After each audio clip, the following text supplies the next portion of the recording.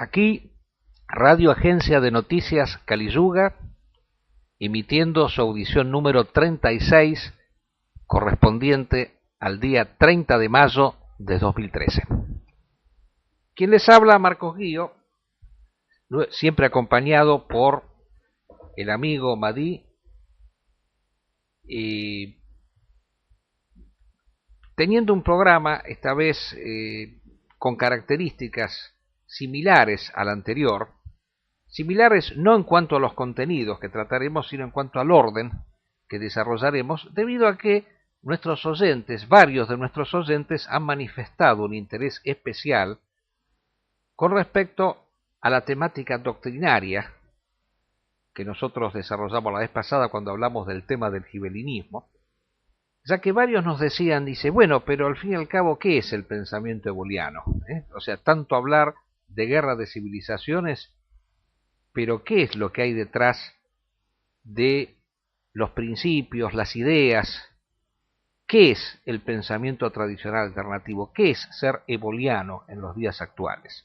Entonces, en el día de hoy, así como la vez pasada, desarrollamos un esbozo, porque por supuesto en un pequeño programa mechado con otros temas no se pueden desarrollar a fondo ciertas problemáticas.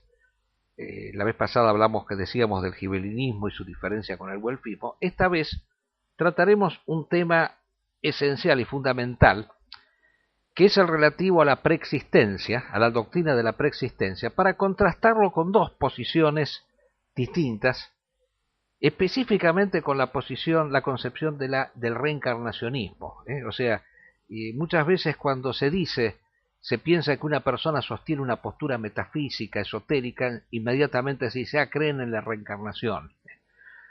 Y nosotros queremos contrastar esas dos temáticas y mostrar las grandes diferencias que existen entre una verdadera espiritualidad y una pseudo espiritualidad, como es la propia del reencarnacionismo, de estas doctrinas del New Age que sostienen tales cosas. Ese es el primer punto.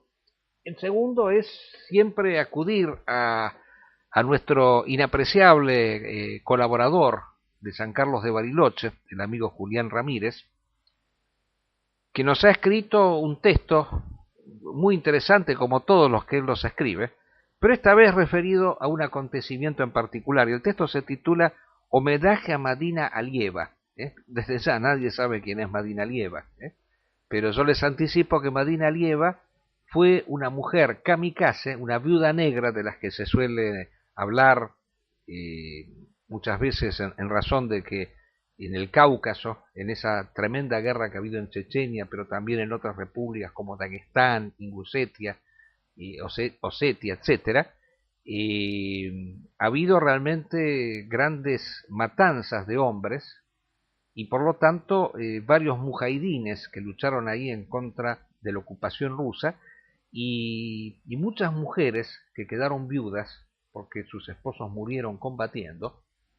Posteriormente encontraron una manera tradicional de seguir el mismo camino del cónyuge, el camino hacia el cielo, inmolándose ellas también, pero de una manera heroica.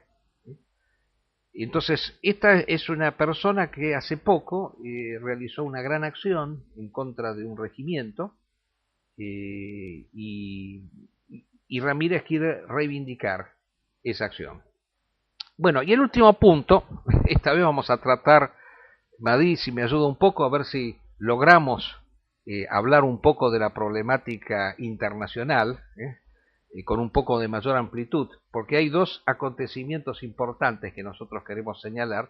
Desde ya la problemática siria es la primera de todas, en importancia porque cada vez se agregan más detalles que nosotros queremos analizar aquí, y después otra problemática, concatenada por supuesto con esta guerra de civilizaciones que se desarrolla en Siria, y que es lo que ha pasado o lo que está pasando en estos momentos en África Occidental, en todo ese conglomerado de colonias francesas. Ha empezado en Malí primero y ahora se ha expandido en Níger, que es otra república cercana, en donde el movimiento fundamentalista destruyó un regimiento de soldados nigerinos. Acá estábamos hablando, si la diferencia entre nigeriano y nigerino, porque en Nigeria también está la guerra con el grupo Boko Haram.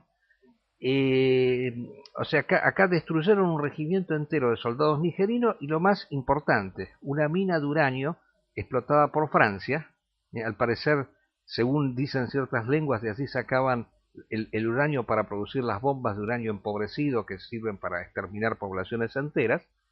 Y entonces eso inmediatamente produjo de parte del ministro de Defensa francés, Fabius, un llamado de atención, una alerta de que la OTAN debe intervenir nuevamente en Libia. Porque, oh sorpresa, resulta que el gran, la gran liberación de Libia, que se decía, sí, la OTAN liberó Libia, se sacó al gran líder antiimperialista Gaddafi, pero resulta que ahora el sur de Libia, dice Fabius, se ha convertido en una cueva de Al-Qaeda, peligrosísima, y que hay que actuar allí para tratar de disolverla. Eso, por supuesto, no pasaba con Gaddafi, porque Gaddafi se encargaba de mandar a los miembros de Al-Qaeda que lograba tomar prisioneros, muchos de ellos con engaños, los mandaba directamente a Guantánamo. En cambio aquí, gracias a la liberación que ha acontecido en Libia, se ha constituido un foco revolucionario en contra del colonialismo francés que todavía está vigente en Francia. O sea, no es que haya desaparecido, que se terminó el colonialismo. Hay un neocolonialismo en donde las grandes potencias siguen sacando recursos de estos países a través de regímenes neocoloniales. Pero ojalá podamos hablar ampliamente de eso. Vamos a los puntos que hemos dicho que vamos a desarrollar. Madi, ¿quiere decir algo? No. Me deja a mí hablar. Bueno, sí, no, yo simplemente para mostrar que usted está. Sí, no, coincido plenamente con él. Bueno, acá voy a hablar un poco yo al principio, ¿no? Porque he realizado una actividad en estos días y he querido que sean los oyentes de esta radio los primeros en enterarse de ello. En mi tarea de seguir rastreando textos de este gran autor tradicionalista que inspira a nuestro centro de estudios, Julius Evola, he encontrado un texto muy importante que se titula Previda, vida y supravida. Fíjense ustedes qué interesante que es esto. Es el título mismo, es original, porque las religiones convencionales hablan de la vida y de la supravida, de esta vida y de lo que está más allá de la vida. Una concepción metafísica tradicional en la cual se inspira el pensamiento alternativo, porque acá yo quiero insistir que este es un pensamiento distinto de los pensamientos convencionales. Este pensamiento alternativo sostiene que además de la vida y de la supravida existe la previda, un antes de la vida. O sea, una existencia anterior a la misma existencia. Y esto es interesante tratarlo porque yo quiero aquí hacer una pequeña alusión personal. Aclaro que evitamos hablar de nosotros, tanto Madi como yo somos personas que evitamos hablar de nuestra vida personal, pero yo quiero hacer una pequeña excepción. En una circunstancia, uno de estos escritorzuelos que lamentablemente son los encargados de destruir la cultura en la Argentina, me refiero a este pseudo sociólogo, pseudo escritor Sebrelli, en una obra a la cual él dedicara una especie de, digamos así, enciclopedia del pensamiento político en la Argentina, tuvo unas páginas dedicadas a nuestro centro de estudios, el Centro Eboliano. En esa época se llamaba Centro de Estudios Ebolianos, ahora es Centro Eboliano de América. Habló de mi persona y dijo que nosotros sosteníamos la doctrina de la reencarnación. Bueno, una ignorancia absoluta. Porque si hay un autor que ha criticado la doctrina de la reencarnación y que ha dado argumentos contundentes para refutarla, ha sido justamente Julius Evola. Bueno, él llegaba más lejos todavía. Como él quería vincularnos con el nazismo, decía que quien les habla había difundido esta doctrina entre los líderes nazis y los había convencido, los había adoctrinado, en modo tal de que estos, luego de tal tarea de reblandecimiento, se habían autoconvencido de que uno era la reencarnación de Hitler y otro era la reencarnación de, no sé, creo que del nazi Heydrich exacto, de Checoslovaquia. Bueno, Yo voy a tratar de leer partes de este texto. Es un texto de unas 4 carillas aproximadamente. No vamos a poder leerlo completo. Y en la página del Fortín, que es la página de la publicación del Centro Boliviano de América, nosotros hemos dado el dato oportunamente, se puede encontrar, y vamos a editarlo completo, el texto, que es muy importante. Acá, a manera de primicia, vamos a leer algunas partes. Insistiendo en esto, yo quiero ser contundente en lo siguiente. Este pensamiento es fundamentalmente metafísico, pero con consecuencias en la realidad actual. O sea, tiene mucho que ver con nuestra acción cotidiana, las cosas que vamos a decir, a pesar de que puedan parecer abstractas en cierto sentido. Pero yo creo que hay que decir que lo principal del pensamiento eboliano, que es un pensamiento que sostiene una doctrina milenaria, volcada a los léxicos actuales, Ébola no inventó nada, Ébola simplemente ha reiterado en un lenguaje de nuestros tiempos una doctrina milenaria, algo que se dijo siempre. Y se dijo no porque hubiera sido, digamos así, una cosa revelada, no, simplemente porque se sentía, se percibía, había ciertas maneras por las cuales ciertas cosas se podían vivir y captar. Esta doctrina no es simplemente un barniz ideológico, como piensan algunos ebolianos en Europa. Ébola surgió en Europa, pero Ébola repudió lo que era la civilización europea en su decadencia, que nos había dado y nos da actualmente las peores expresiones culturales, como el marxismo, el capitalismo, el sionismo. Todas estas grandes deformaciones de la cultura surgieron en Europa. Entonces algunos quieren tomar a Ébola simplemente como una especie de barniz cultural para rescatar una cierta tradición europea que hoy es inexistente. No, el pensamiento eboliano sostiene cosas mucho más profundas, que son las que nosotros queremos decir aquí. Y la principal doctrina es la doctrina de la preexistencia. ¿Y qué es esto? Dice Ébola, y vamos a leer hacia algunas partes.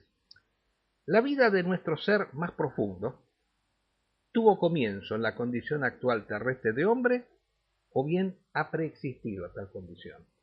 O sea, la vida, ¿es esto simplemente o ha habido otra cosa antes? Este es el problema de la preexistencia. Problema que no posee solamente un interés abstracto, especulativo, sino también concreto. En tanto que desde una u otra solución puede derivarse del mismo una conducta y una concepción general de la vida. Y por más grande que sea el poder que hoy en día mitos, disciplinas políticas tienen sobre el sujeto, éste, más allá de toda alienación colectiva, siempre volverá a preguntarse en su intimidad respecto de su íntimo destino, del significado de la propia existencia, de su origen. O sea, no es una cuestión metafísica, digamos así, comprendida como algo abstracto, sino algo de todos los días, permanente. Y podemos decir, agregando este texto, el mundo moderno lo que hace actualmente es tratar de que el hombre se olvide respecto de su destino, no piensa respecto de su destino.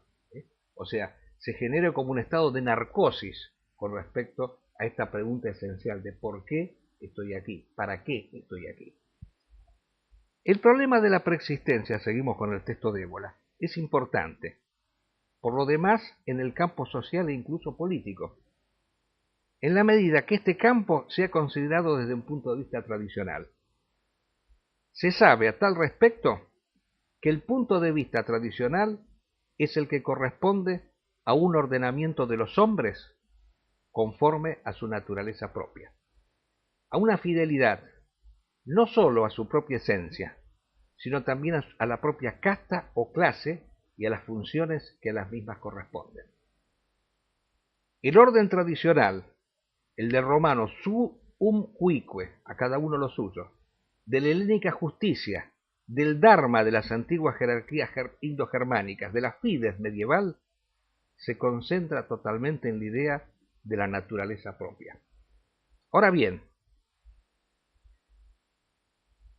si lo que se quiere excluir es una especie de fatalismo, de destino del nacimiento, a tal respecto es que se impone justamente el problema de la preexistencia. Es decir, la pregunta respecto a que el hecho de que nos encontramos siendo de una determinada manera, de una cierta raza, de una determinada clase, etcétera, en vez de ser una pura casualidad, se pueda vincular a una acción que sea nuestra, en tanto que sea efectuado antes del nacimiento terrestre, en modo tal de que el reconocimiento de la propia naturaleza, su aceptación y el hecho de quererla no sea una pasividad, sino el cumplimiento de una armonía profunda entre nosotros mismos y algo trascendental y supraterrenal. Es decir, es una casualidad que seamos de una determinada manera. ¿Es una casualidad que nosotros estemos aquí en esta vida? No, es una causalidad. Es una causalidad, muy bien, usted lo ha dicho. Hay una decisión que él llama decisión trascendental, por la cual yo he decidido estar aquí. Y el hecho de que yo esté en este lugar, esté en este tiempo, esté en esta clase a la cual pertenezco, tenga este sexo, tenga esta raza, bueno, eso tiene que ver con una afinidad electiva anterior a mi propia existencia. O sea, el hombre moderno, por lo general, piensa que es una casualidad todo esto. Estamos aquí por el producto de un azar. Y podríamos decir que hay una cierta semejanza en esta concepción de la doctrina del azar con las concepciones de una religiosidad convencional y vulgar, por la cual es un Dios el que crea al hombre, independientemente totalmente de su voluntad. Ha habido, en cambio, una voluntad secreta, antes de esta existencia del hombre de estar aquí. Nadie me ha dado la existencia, yo mismo la elegida. Esa es la idea de la preexistencia. Ahora, alguien dirá, y aquí me quiero anticipar, esto se contrasta con las religiones tradicionales. Esta postura es contraria a la religión tradicional. Bueno, aquí vamos a ver que Ébola, en este texto que es muy interesante, y que sirve también para contrastar con todos aquellos que quieren convertirlo a Ébola en un pensador anticatólico, antimusulmán, antirreligioso en general, quieren contrastar la metafísica con la religión, cuando en realidad, como usted ha dicho muy bien la vez pasada, son grados diferentes de vivir un mismo fenómeno, de acuerdo a la entidad que tienen las personas. Hay hombres que son hombres de fe y hay hombres que en cambio son intuitivos, hombres de intelecto. Entonces aquí seguimos con el texto. Dice, a partir de tales alusiones, dice Ébola, muchas personas serán llevadas a pensar en la reencarnación. Teoría puesta en boga en ciertos ambientes occidentales, por parte del teosofismo principalmente. Y hoy diríamos por parte de estos movimientos denominados de la New Age, o de segunda espiritualidad, o de tercera. Esto sería un grave equívoco. La teoría de la reencarnación, tal como es profesada por tales ambientes, no es sino un sofisma en sí mismo contradictorio, surgido a partir de la incomprensión y de la deformación de algunas enseñanzas tradicionales.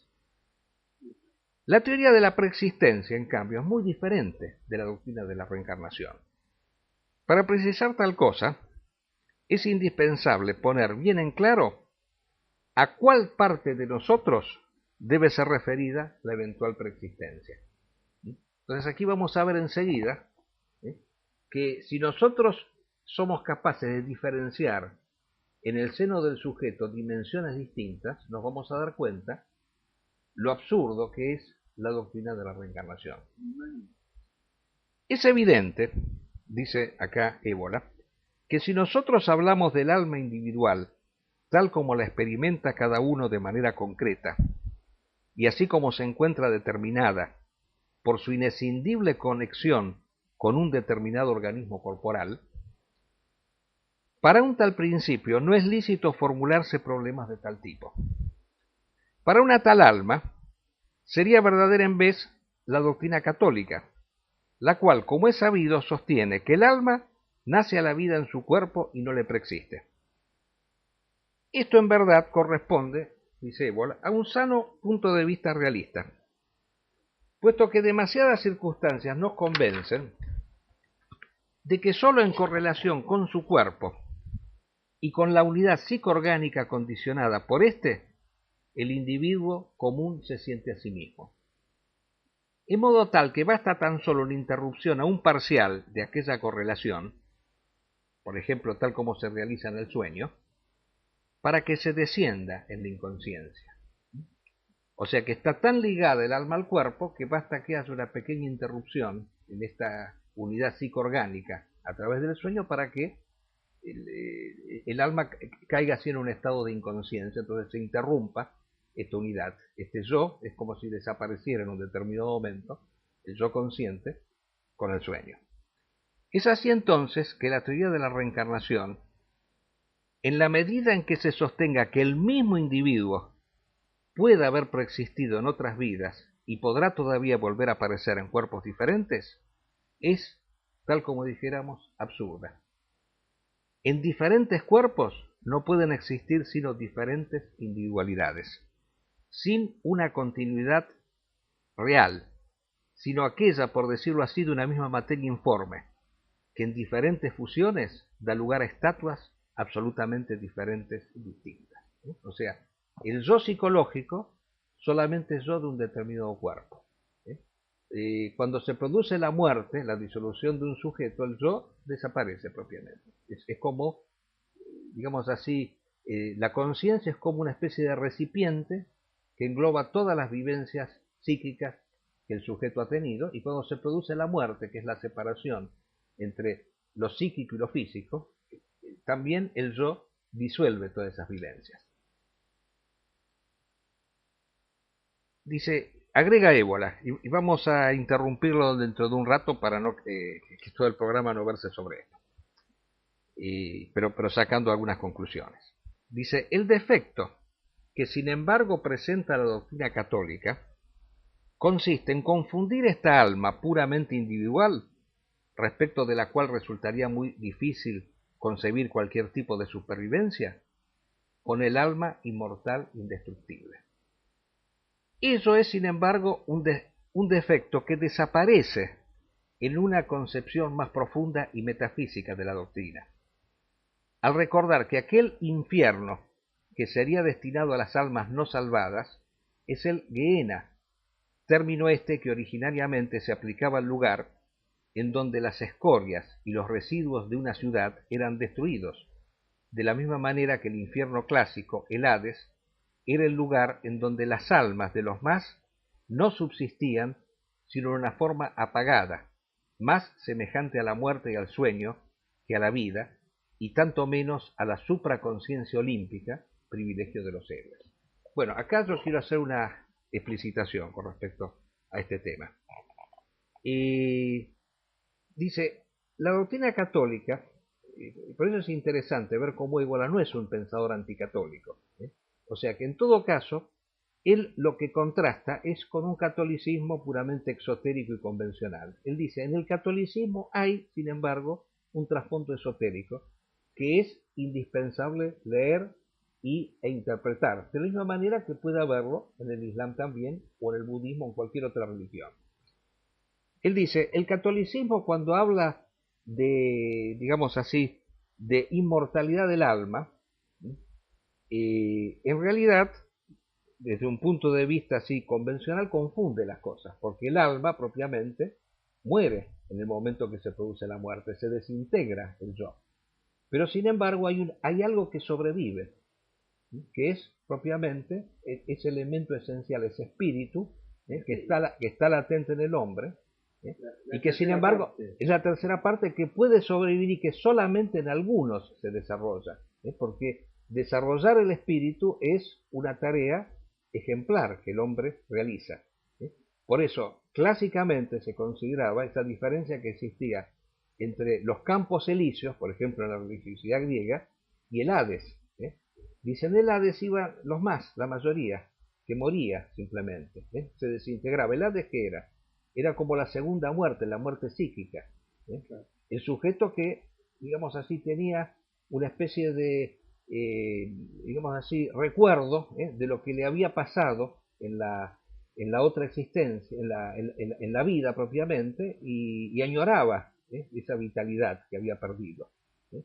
Eran las almas que realizaban su segunda muerte. Entonces, y era muy distinto eso de la otra dimensión, la dimensión olímpica, a la cual iban solamente los héroes, aquellas personas que habían sido elegidas, que habían realizado en sí mismas una verdadera acción purificadora, habían logrado doblegar al yo psicológico por parte del yo espiritual. Entonces, el pensamiento tradicional habla de tres dimensiones, y en el catolicismo dice, eso está de alguna manera implícito, porque cuando se habla de infierno, desde un punto de vista convencional se puede pensar que es el lugar donde van las almas que han caído, pero propiamente quiere decir que es el lugar en donde van las personas que mueren y que no sobreviven propiamente, que no alcanzan la inmortalidad. Los ídicos, el concepto gnóstico. Exacto, la inmortalidad es un don que se conquista, es un don que se adquiere.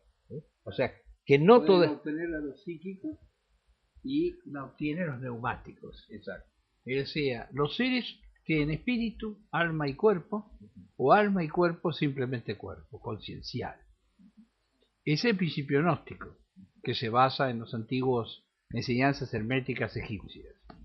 En la medida en que no se desarrolla el espíritu, que no se alcanza el martirio ni el heroísmo, los individuos nunca pueden ser olímpicos, no pueden ir al paraíso.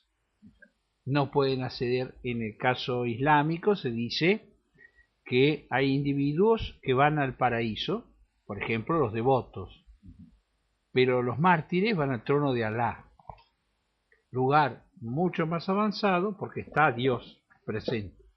La gente del paraíso puede tomar contacto con Dios. Ahora, el que alcanza el trono de Alá, o la división clásica entre paraíso y cielo, ¿verdad? No todo el mundo es neumático. El que no es neumático, al final de los tiempos desaparece si, como psíquico, no consiguió avanzar a neumático. Los sujetos ídicos son meramente materiales. Ese es el principio triádico de toda la enseñanza esotérica. Exactamente. Bueno, entonces la idea que queremos recabar aquí, y vamos a detener en esta primera parte y lo continuaremos en todo caso en la siguiente, es la siguiente, ¿no? Que el pensamiento tradicional considera que hay en última instancia dos yo que existen en el hombre, o sea, uno es el yo psíquico y otro es el yo espiritual. Y ese yo espiritual es un yo que tiene que ser suscitado, que tiene que ser generado a través de una lucha y un combate ascético. Exacto. Y la existencia es en última instancia un hecho único que se produce por parte del sujeto, por el cual se desarrolla una elección trascendental que es acorde con la naturaleza de cada uno antes de la propia existencia. O sea, el yo preexiste y elige esta vida con la finalidad de forjarse un alma inmortal. Esa es la idea fundamental. Entonces, no se puede hablar de reencarnación, quiero ir a esta idea que sostiene Ébola, porque la reencarnación significa convertir a esta existencia temporal, espacio-temporal, en un absoluto, cuando en realidad es nada más que un pasaje de estados. O sea, es una situación transitoria que el yo ha elegido en un determinado momento de su vida para desarrollar instancias superiores como ser justamente la esfera espiritual y la esfera de la inmortalidad. Entonces, eso de considerar que un mismo yo, porque la conciencia, ¿qué es en última instancia la conciencia? La conciencia es aquello que se constituye a través de una existencia, pero cuando el individuo muere, la conciencia, el yo consciente también se desintegra. Lo único que puede sobrevivir, lo único que puede ir más allá de esta existencia es el yo espiritual. Ahora bien, lo que también hay que tener en cuenta es que cuando una persona muere, deja, además de residuos físicos, deja también residuos psíquicos. El alma no muere inmediatamente con el cuerpo. Se produce una segunda muerte, que eso es aquello de lo cual hablaba recién Ébola, cuando hablaba del infierno y del Gehenna, como una segunda muerte. Es la muerte de los residuos psíquicos del yo, que se van desintegrando el alma muere después del cuerpo propiamente, esa sería la idea. Sí. Pero idea clásica, zoológica, exacto, egipcia, incluso en este continente. Incluso cuando nosotros nos encontramos con corrientes como el espiritismo, que dicen que logran conectarse con los espíritus y logran que los espíritus se posesionen en un determinado cuerpo a través del medium, en realidad, Évola nos dice, y Guénon también lo afirmaba, sí, que estos contactos no eran propiamente con espíritus, sino con residuos psíquicos, cadavéricos, que no habían terminado de desintegrarse. Claro. El maestro Guénon, que en ese sentido comparte el punto de vista de Évola, enseñaba que las indias no hablaban de la reencarnación, que nunca hablaron de la reencarnación y que la reencarnación es una interpretación imbécil hecha por los europeos, a lo que se refería en la India justamente a este contexto, de la elección de la vida, el curso de la vida para espiritualizarse, para tener cara, dirían los herméticos, y para que los dioses nos reconozcan, en los términos de Hermes Trismegisto, y para luego pasar a la fuente de la vida, ¿no es cierto?, a la fuente del todo, donde está el agua de la vida, y vivir en el plano superior, el sol negro, ¿no? Creencia de la religión teotliana en este continente y creencia en Egipto también. Naturalmente, lo único que puede encontrar son los residuos psíquicos. Así le fue a los espiritistas y del mismo modo a los reencarnacionistas, porque ese es un disparate que no surgió en la India, surgió en intérpretes osados de Europa y de la costa oeste de Estados Unidos, que francamente causa pena que algunos individuos, algunos turbios y otros indudablemente ignorantes, se reclamen del hinduismo o del budismo, faltando el respeto a estas dos religiones merecedoras de todo respeto. Bueno, hacemos una pausa con respecto a este tema, que desde ya lo trataremos en otras oportunidades con mayor amplitud, y pasamos ahora al punto siguiente, que es el texto que nos ha enviado nuestro colaborador Ramírez, bueno, que tiene también relación con lo que nosotros acabamos de decir, porque trata también el tema de la muerte, de la muerte heroica, de la que lleva al paraíso, de aquella muerte que consiste en la verdadera inmortalidad, porque el paraíso, ¿qué es en última instancia? O sea, no es el lugar en donde se vive placenteramente, por más que al hombre común se le pueda decir eso, es el lugar en donde se alcanza la verdadera inmortalidad, es el eterno presente. Exactamente. Yo en otra circunstancia voy a explicar la diferencia que existe entre el tiempo y la eternidad, que son cuestiones fundamentales. La vida es temporal, pero lo que se conquista propiamente cuando se habla de inmortalidad es la eternidad. Y la ubicuidad. La eternidad significa el presente eterno, el presente que siempre es. Bueno, pero justamente vamos a hablar de alguien que con 25 años de edad alcanzó la eternidad a través de esta guerra heroica. La guerra de civilizaciones tiene sentido para nosotros porque es el camino para alcanzar la eternidad. Por eso esto que acabamos de leer ahora, que puede haber parecido abstracto a algunos, en realidad tiene que ver con esta guerra de civilizaciones. Y ahí está quien justamente vivió en homenaje a esa concepción. ¿Verdad? Exactamente. Homenaje a Madina Alieva se titula el texto. En una información suministrada por la agencia Kaliyuga hace pocos días, ha llamado a nuestra atención un hecho ocurrido en el Emirato Islámico del Cáucaso, especialmente en Dagestán. El 25 de mayo pasado, una joven llamada Madina Alieva, de 25 años de edad, se inmoló voluntariamente, haciendo estallar un cinturón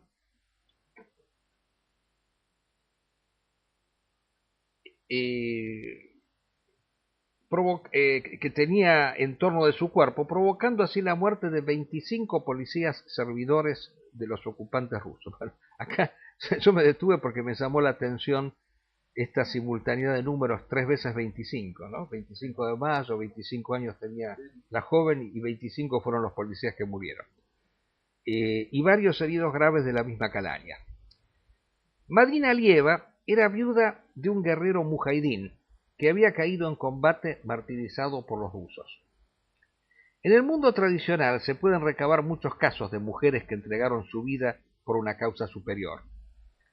El más notable y conocido es la sati, la autocremación de la viuda en la India tradicional, en la misma pira funeraria en que ardía el cadáver de su esposo fallecido. Rito que, si bien fue abolido por las autoridades británicas en 1829, aún hoy día tiene sus manifestaciones. Los británicos, con su mentalidad europea y modernista, lo consideraban una costumbre bárbara, propia de salvajes. Ocurre que el mundo moderno ya no sabe de la naturaleza de la mujer, que se realiza a través de un darse, de una entrega a otro sin condiciones ni límites, siendo el varón su punto de referencia supremo. Para todo esto viene a menos, pero todo esto viene a menos cuando ya es muy difícil encontrar varones auténticos, en el más alto sentido tradicional. Tema este del que nos hemos ocupado en una nota anterior, relativa a la feminización del mundo moderno. Ahora veamos qué tiene que ver esto con Madina Alieva. Como mujer islámica tradicional, su esposo era su punto supremo de referencia en la vida. Era su señor, al cual debía entrega total y absoluta. Y al morir él en combate, Madina perdió el sentido de su vida. Y la única manera de restablecer la unión, de volver a reunirse con su amado, era ingresar en el paraíso en el que él se encontraba. Y la manera de hacerlo era sacrificar su vida, eliminando enemigos que eran los mismos de su esposo, y simultáneamente reunirse con él. Madina jamás habría pensado en tomar las armas, puesto que la guerra era ajena a la naturaleza de la mujer, pero en ella había un móvil superior, la entrega total a su varón. En Madina se reveló en su plenitud la naturaleza de la mujer. Lo que estamos relatando jamás será comprendido por esos seres deformados que son las feministas y las manadas de hombrecitos que conforman la progresía moderna, pero valgan nuestras palabras como testimonio del pensamiento tradicional, nuestro homenaje a Madina, sin tristeza, con calma alegría, porque la sangre de esta heroína abona el árbol de la victoria. Nada más. Bueno, ha sido emocionante. Excelente. Ha sido emocionante y acá, como lo veo muy emocionado, Madí, le entrego a él el micrófono. Sí, hay una interpretación muy plena de las concepciones islámicas y de cuál es la ocupación del hombre y la ocupación de la mujer. Para Madina no existían razones para vivir. Sin razones para vivir, porque su esposo había ya sido asesinado por los rusos, ella decidió ir con él a buscarlo al paraíso y sentarse ambos junto al trono de Alá, a los pies de Alá, que es el lugar donde van los mártires y los héroes, las únicas personas que llegan inmediatamente a tal lugar. Por eso mismo, ciertamente que las manadas de hombrecitos que dice el amigo Ramírez, y las feministas jamás van a poder tener este nivel. Cuando uno piensa que estos seres, o entes, ¿no? Porque seres es demasiado amable decirle, seres era el esposo de Madina y Madina misma. Esos son seres. La gente que tiene compromisos. Los otros son simplemente entes, que duran lo que dure el Kali Yuga. ¿No? Nada más, porque lo grave es que si se dieran cuenta se arrepentirían, como dijera Discépolo, de haber tardado tanto en entender. Eso suponiendo que pudieran entender, porque acá hace falta algo más que entender y sentir la misma emoción que sentimos nosotros frente a la mártir y frente al héroe, porque si no se puede comprender la grandeza, difícilmente el alma puede volverse espíritu, suponiendo que el alma tuviera alguna importancia para todos estos seres, que son meramente materiales y que se ocupan exclusivamente de sí mismos. Ahora, desgraciadamente sí existe esa manada de hombrecitos, de hombres que no son viriles, y no me estoy refiriendo a los gays, me estoy refiriendo sencillamente a hombres que no asumen las responsabilidades que a ellos les corresponden. Eso no despierta en las mujeres la vocación de hacer lo que Madina Alieva. Incluso, aun cuando su esposo no hubiera deseado que Madina hiciera esto, ella sabía que su lugar es con él en el paraíso. Y su lugar con él en el paraíso es hacer lo mismo que hizo él. Y por eso estamos ante una magnífica heroína, ¿no es cierto? Y una mártir, y una mujer que ocupó su lugar de mujer. Y por eso va a ser bendecida en el paraíso. ¿Eh? Le dejo entonces. Sí, realmente yo quiero agregar algunas pequeñas cosas a lo que usted dice.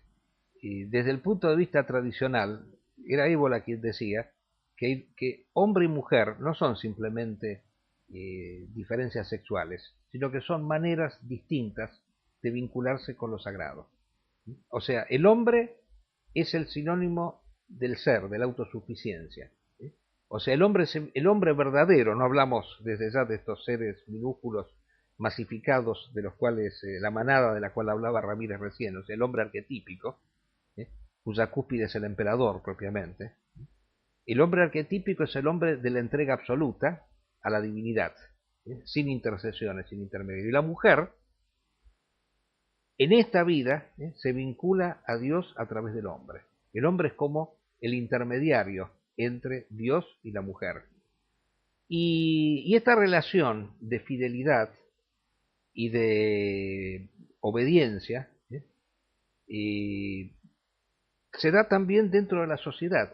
Yo quiero vincular aquí, ya que hablamos de la mujer que se inmola, hablemos también del hombre que se inmola, en el momento en el cual no se dan ciertas circunstancias y se tienen que comunicar ciertas cosas. Porque hemos tenido hace poco un debate, yo a veces el Internet sirve para resaltar debates, y la vez pasada habíamos hablado nosotros de este pensador francés, Dominique Benet, que se inmoló en la catedral de Notre Dame, como signo de protesta, y alguien lo quiso comparar con el samurái que se hizo el harakiri en el momento en el cual el emperador no quiso ser el hombre verdadero que se vinculaba con Dios y vinculaba a su pueblo con la divinidad. Era el emperador japonés, era la encarnación, la manifestación de lo divino, el avatara en la tierra, y en el momento en el cual se convierte en democrático, deja de ser hombre propiamente,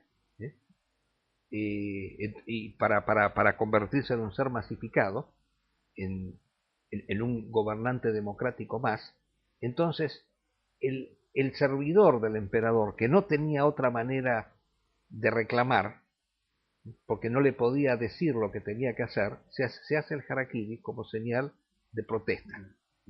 Entonces, ese hecho es un acto heroico también de fidelidad, Qué buen vasallo habría, ¿no? de devoción. Si hubiera buen señor. Si hubiera buen señor. Qué buen vasallo habría, lo que se dice decir. Si hubiera buen señor. Si hubiera buen señor. Y hasta se podría decir de que nunca voy a ser vasallo de un gobernante democrático. Esa es un poco la idea.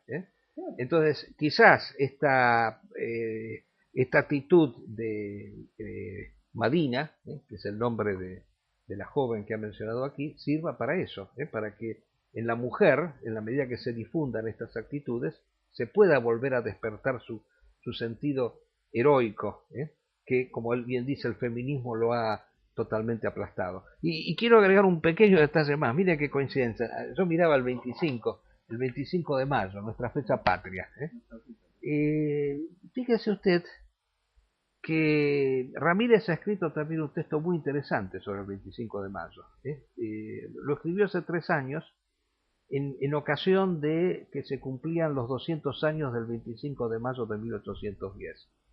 Y él demostraba que en realidad no es una, digamos así, una creación de él, es algo que se ha sabido, pero que pocos se animan a decirlo. Esto es lo interesante de Ramírez. Ramírez dice cosas que no todo el mundo se anima a decir. ¿Verdad? Y él ha dicho puntualmente que el 25 de mayo de 1810 no fue una fecha patria, fue el inicio de nuestra subordinación a Inglaterra. Y demuestra en su escrito un hecho que muy pocas veces se menciona, que el virrey Cisneros había prohibido el comercio con los ingleses y que una de las primeras resoluciones de la primera junta con Moreno como secretario y con su famoso plan de operaciones que proponía que la isla Martín García fuera una colonia británica, fue justamente reimplantar el libre comercio, el libre comercio con Inglaterra. O sea, fue una acción por la cual se inicia ese triste destino del ingreso de la Argentina en la modernidad. Y este fenómeno se puede ampliar y ¿cómo se llama?, exteriorizar hacia todos los países americanos, que a través de estos movimientos emancipadores terminaron siendo colonias, primero de Gran Bretaña y después de Estados Unidos, y en última instancia del mundo moderno, porque muchos de estos movimientos que se califican a sí mismos como anti-norteamericanos son modernos, o sea, participan de la misma filosofía y de los mismos principios de la modernidad. Entonces, este tendría que ser nuestro homenaje el 25 de mayo, el homenaje a Madina Alieva, porque esa es la actitud no femínea del hombre y del ser que no se doblega ante el mundo moderno, que se mantiene de pie entre las ruinas, que elige el camino heroico, que de ninguna manera ingresa a todos los trivios que nos propone y nos sugiere la modernidad. Claro, esta mujer maravillosa ha pensado en el principio supremo de su vida, que era su esposo. Y su esposo antes había pensado en el principio supremo, que es Dios. Y, por supuesto, la distancia que hay entre todos estos seres miserables y la heroína, la mártir, es tan grande, ¿no? Aquí casi estamos en presencia del andrógino, que dijera Hermes Trismegisto. Si ellos no eran andróginos, ¿dónde va a haber un andrógino? Lo mismo que en el caso hindú. La sati, y antes entre los germanos, ¿no? Sabemos que en la historia una de las esposas del dios Balder se echa a la pira también. En la tradición más antigua y gloriosa de todas las civilizaciones, no se concibe que las esposas sigan viviendo cuando el marido murió, salvo que hubiera hijos. Si hubiera hijos, la madre debe quedarse. Sí, el pensamiento tradicional en ese aspecto es más profundo todavía que el catolicismo antidivorcista, porque el catolicismo considera que el cónyuge puede volver a casarse una vez que ha fallecido uno de ellos. El viudo puede volver a casarse. En cambio, un pensamiento tradicional que llegara hasta las últimas consecuencias tendría que considerar que la unión entre los dos cónyuges es para siempre, para todos, inclusive va más allá de la misma vida.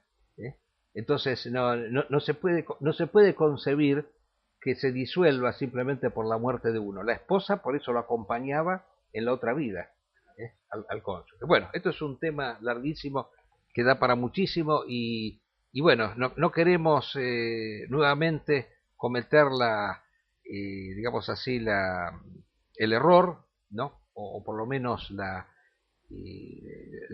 poca,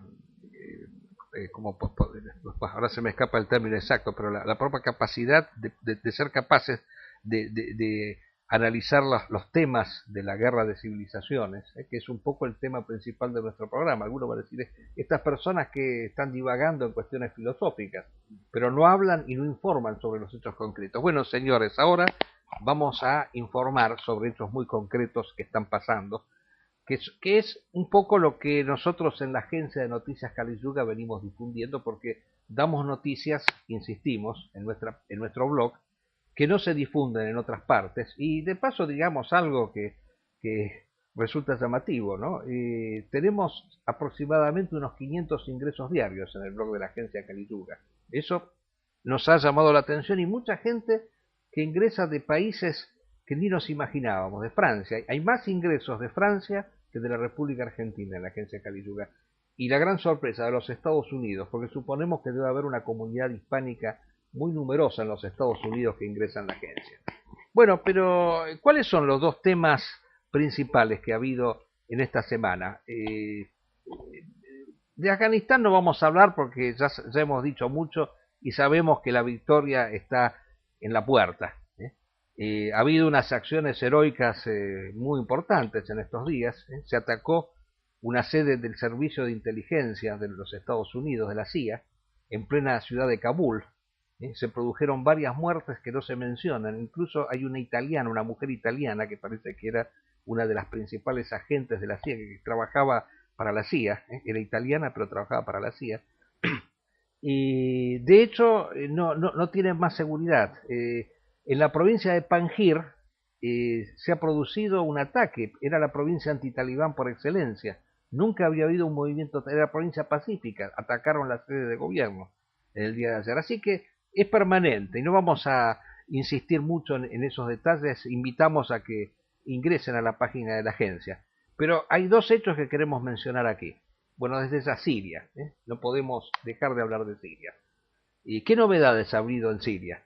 La primera novedad principal es que Rusia ya mandó los famosos misiles S-300, que son misiles de alta generación, con los cuales pueden demoler las defensas sirias. Alguien decía, sí, pero resulta que si en Siria el pueblo está en contra de Assad, ¿por qué Assad sigue en el poder? Porque tiene estas armas, muy sencillo. Ningún movimiento, por más de masas que sea, si no está suficientemente armado, puede triunfar. Y el mejor ejemplo es América. América o cualquier conquista colonial. 200.000 ingleses lograron doblegar 350 millones de hindúes, ocupándolos, porque tenían armas más avanzadas. Pocos millares de españoles doblegaron los imperios principales. O sea, si no hay armas suficientes para defenderse, por más que el movimiento sea masivo, como es el caso de los rebeldes, nunca van a poder triunfar, va a ser imposible. Y acá hay una entente, hay una coincidencia secreta entre las grandes potencias, porque por un lado Rusia arma a Assad, y por otro lado Estados Unidos y Europa prometen armas a los rebeldes que nunca les dan. Entonces, por un lado alientan a los rebeldes a que salgan y hagan la rebelión, y por otro lado, Assad con las armas rusas masacra a los rebeldes, pero tenemos que decir algo fundamental, la dignidad del movimiento rebelde, que es el hecho que queremos destacar aquí. La ciudad de Qusair, de la cual habíamos hablado la semana pasada, que parecía que estaba a punto de caer, resiste. Y es un acontecimiento similar al de Libia, en Misurata. Misurata resistió por meses los bombardeos incesantes de Gaddafi. Acá es mayor todavía el problema, porque además de tener el bombardeo del ejército de Assad, que es un ejército prácticamente reducido por las deserciones que ha tenido, Assad ha contado con la presencia de al menos 10.000 miembros de Hezbollah, que es un ejército selecto, entrenado en guerras contra Israel, o sea, no es un ejército de reclutas, sino que es un ejército de guerreros, y con esto ha generado una situación gravísima en el movimiento rebelde, por el cual este se encuentra hoy en día en una situación humanitaria de crisis, y se habla del gran peligro que corre la ciudad de Qusair, que está a punto de caer en manos de las fuerzas de Assad. Y se habla de una verdadera matanza, como de 50.000 personas que están en esta ciudad. Pero el movimiento rebelde ha tenido una actitud digna también por lo siguiente. Rusia, Estados Unidos y Europa y China han resuelto en Ginebra reunirse para resolver, entre comillas, la cuestión siria. Assad ha dicho que va a ir. Los rebeldes han manifestado que no van a ir por esta actitud ambigua que ha tomado el Occidente. Y quiero resaltar otro detalle, la resistencia, que a pesar de no tener armas, siguen combatiendo. Hay un movimiento internacional en Siria, de brigadas internacionales como se diera en la Guerra Civil Española, de personas del mundo islámico que han acudido de todos lados para luchar en contra de Assad, el gran traidor que durante 45 años mantuviera un estado de paz permanente con Israel, que permitiera el fortalecimiento de Israel, la dinastía de los Assad, el fortalecimiento de Israel como potencia regional, porque si no hubiera sido por esta paz incesante, si no hubiera sido por esta guerra de 6 días paródica del año 67, que le permitió a Israel convertirse en una gran potencia, hoy no tendríamos este problema. dicen, Israel ha bombardeado a Assad. Pero yo sabe lo que pienso, Madí, que este bombardeo que se ha hecho a Assad, que ha sido nada más que unas pequeñas acciones, 2 acciones, se ha hecho en el fondo para crear la idea de que Assad es antisionista, ni más ni menos. O sea, ha sido en última instancia un montaje, porque Assad lo único que necesita es que se diga que está en contra de Israel, para que la gente dude de si está bien o no luchar en contra de él. Eso es lo que se necesita, es una acción psicológica en última instancia. Y los norteamericanos, en última instancia, cuando dicen que van a dar armas, pero que en la práctica no lo dan, entonces la gente dice, pero miren, los norteamericanos los ayudan. No los ayudan, mentiras, de palabra los ayudan. Esto es lo que hay que tener presente. Lo que quiere Estados Unidos y Europa es colocar en el poder en Siria a un régimen que le sea propicio, formado por exiliados de 30 y 40 años. Tratar de limitar a las guerrillas que están actuando en el campo, lo que parece a todas luces imposible. Por otra parte, está jugando demasiadas cosas Irán y Hezbolá. Hezbolá desguarnece el Líbano para ir a pelear contra musulmanes. Si hay que preguntarse, ¿Hezbolá no debería estar ocupándose de Israel en vez que defender al Assad? Porque hay una guerra entre musulmanes. Mientras tanto, 10.000 un cuerpo de hombres electos con estatura de haber peleado contra Israel van a pelear contra sus hermanos musulmanes, en vez de luchar contra Israel, como sería lo lógico. Desguarnecen el Líbano con el objeto de salvar al tirano de Siria, el cual no tiene mérito alguno para que sea protegido por ellos. De esto solo se beneficia Israel. No hay ningún triunfo para los musulmanes en un enfrentamiento que es una guerra civil entre musulmanes. Por más que de un lado intervengan los rusos, ¿no? Porque en realidad hay un enfrentamiento entre los militantes sunnas y los shias. Esa es la verdad. En ese contexto hay un enorme error de concepción en los shias. Por otra parte, la situación se va a complicar en Irak. Las fuerzas de al-Baghdadi se hacen cada vez más poderosas en Bagdad y zonas aledañas. Aclaremos que al-Baghdadi es el jefe del Estado Islámico, que es la cobertura de Al-Qaeda en Irak. Sí, y en Irak hay actualmente, una guerra civil pero espantosa, o sea, de la cual no se habla tanto, pero hay casi una cantidad de muertos muy similar a la que se produce en Siria. Cierto, porque hay un gobierno de Shia, y lo grave no es que sea Shia, lo grave es que son presidentes multinacionales los que gobiernan, como al-Maliki, ¿no? De la empresa Unocal, una empresa petrolera. Y ciertamente hay enfrentamientos de al-Maliki con determinadas fuerzas shias que no están conformes con su colaboracionismo pro-yanqui. Ahora, fíjese usted que curioso, ¿no? Es un colaboracionismo pro-yanqui, pero al mismo tiempo al-Maliki está respaldando a Assad, ¿no? Sí. Eso es lo que llama la atención en todo esto. Bueno, y lo último que yo quería decir antes de que se termine el programa, porque nos quedan unos minutos, es lo que está pasando en África Occidental. Esto lo decimos a partir de la última declaración que ha hecho el ministro de Defensa francés, Fabius, que a raíz de los atentados que hubo en Níger, que fueron llevados a cabo por un gran dirigente disidente, entre comillas, de Al-Qaeda, que Bel Mokhtar es el que hizo ese famoso atentado en Argelia, creo que era un complejo eléctrico, ¿no? No sé si usted se acuerda con lo que fue ese... Hubo una ocupación de una empresa extranjera, ¿no? Donde fueron ejecutados ingleses y norteamericanos.